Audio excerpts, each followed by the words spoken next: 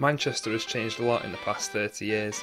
Factory Records put us on the map, and the Hacienda and groups like the Happy Mondays and the Stone Roses Probably the biggest band ever. created the Manchester scene and made us the musical capital of the world. We've created supergroups like Oasis and Nuada who've sold out stadiums. But what's it like for today's generation trying to break into the music industry? We want to find out.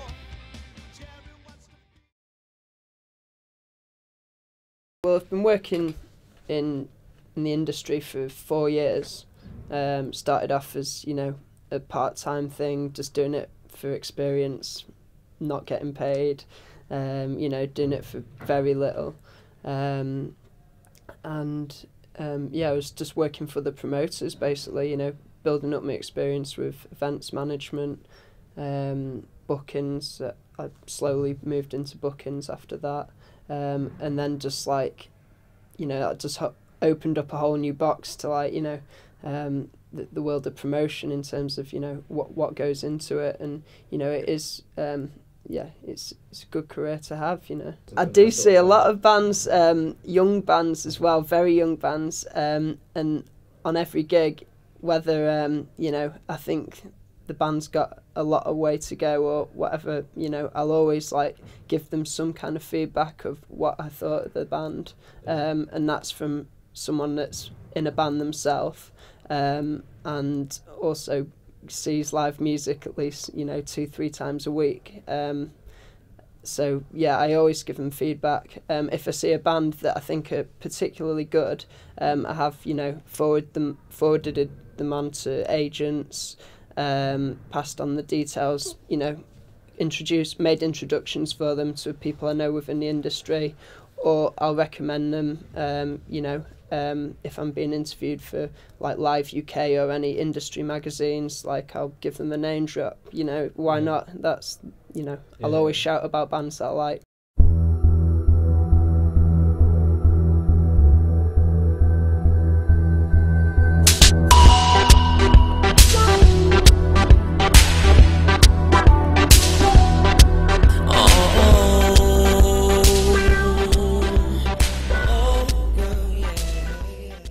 Busking in Manchester, and I try and promote myself as much as I can there, every day on Facebook, get new fans on there, and also get a lot of promoters doing it. So that's sort of the way I'm doing it until I get a break, or people spotting me on Market Street doing my thing. The music scene, it's most famous being an indie scene, isn't it, Manchester? And they try, the Manchester scene and everything, like Stone Roses, they try and say that it's died, it's gone. But I tell you what, you try and play in a metal band in Manchester and find yourself a metal night. It's all indie. You'll turn up there and they book 4 indie bands and you to headline because you've got the drum kit, and and they want you out of there basically. Do you do your own stuff as well, say burn CDs and just hand them out on the street or something? Yeah, well that's what we will be doing. That what I like to do at every show I play with a band is to line in, and then just sort of master it, do a decent job of that, and also get film it. Normally I just do a wide shot like what I did out there. I had 3 cameras all this time around, just to sort of edit between. And I think that's the best form of production you can do with live, because it is completely different from a studio setting, especially with this kind of stuff. It's not electronic drums, it's not anything, you've not got anybody here under false pretenses when you give them a live line-in of a band for free. They know exactly what they're going to get then. And I think that's the best way to do it really, rather than hand out sort of demo CDs done on, on Cubase and Fruity Loops or whatever shit. The best way to do it is just to give out the line-ins of shows, of each show, and it's a nice way of getting people back. If they want it, you can have it for free, there's no...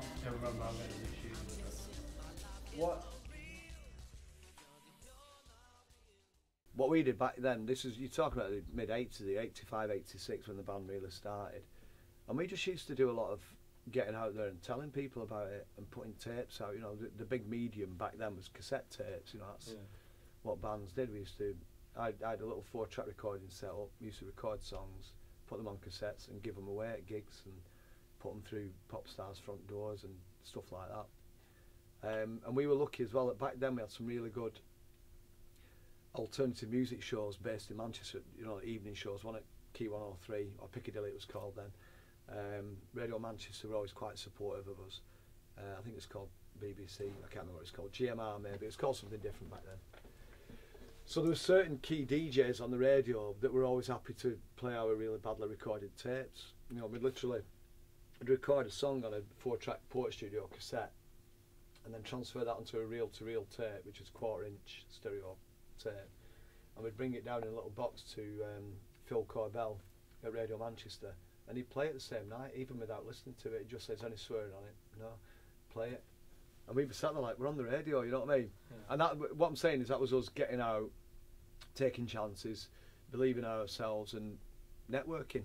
There's a nice story about when Bernard Sumner from New Order was at the Boardwalk one afternoon. For some reason, we were at the Boardwalk one afternoon. There's like loads of bands used to rehearse there.